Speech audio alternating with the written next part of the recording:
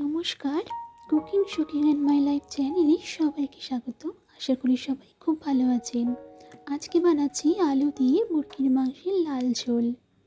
এটি আমি একটু অন্যরকম পদ্ধতিতে বানাই, সেটি আপনাদের সাথে শেয়ার করছি।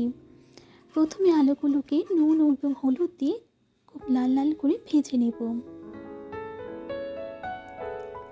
চিকেনগুলোকে আমি ওভারনাইট ম্যারিনেট করে রেখেছিলাম।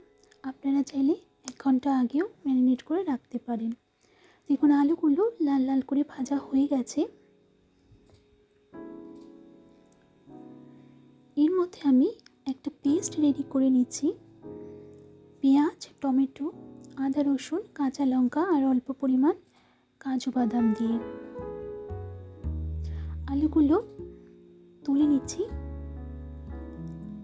এবার ওই গরম তেলে আরও কিছুটা তেল অ্যাড করে দিয়ে আমি এখানে পেঁয়াজ কুচি দিয়ে দিচ্ছি।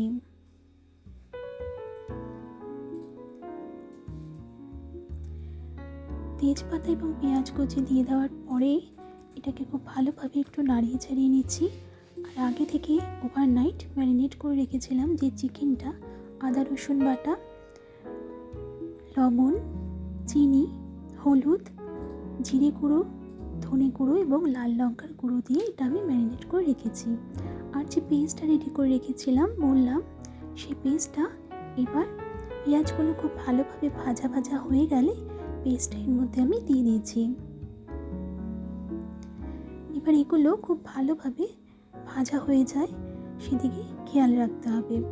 আমি অল্প পরিমাণ লবণ এখানে অ্যাড করলাম।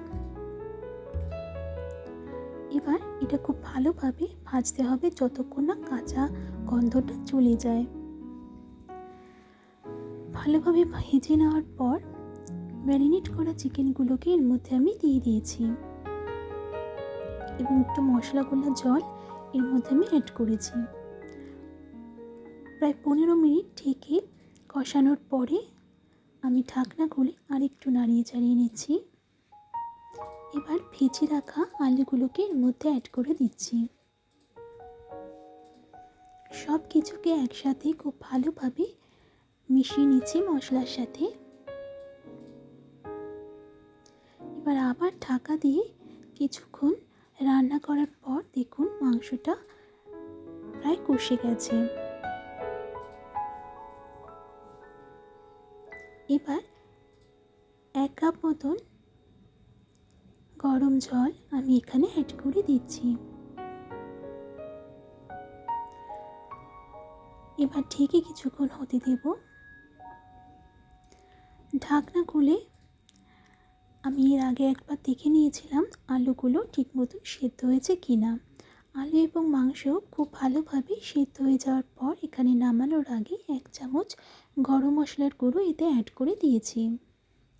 এবার এটাকেও খুব ভালোভাবে নাড়িয়ে ছাড়িয়ে নেওয়ার পর আর 10 মিনিট মতন ঢেকে কিছুক্ষণ রান্না করেছি এবং নামানোর ঠিক আগে এখানে আমি 2 চামচ ঘির ব্যবহার করেছি। ঘিটা দিলে রান্নার টেস্টটা কিন্তু দ্বিগুণ বেড়ে যায়। রেডি আলু দিয়ে চিকেনের লাল ঝোল।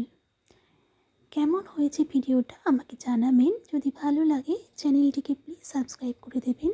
সবাই খুব ভালো থাকবেন, লাইক এবং শেয়ার করে দেবেন। সুস্থ থাকবেন। ধন্যবাদ।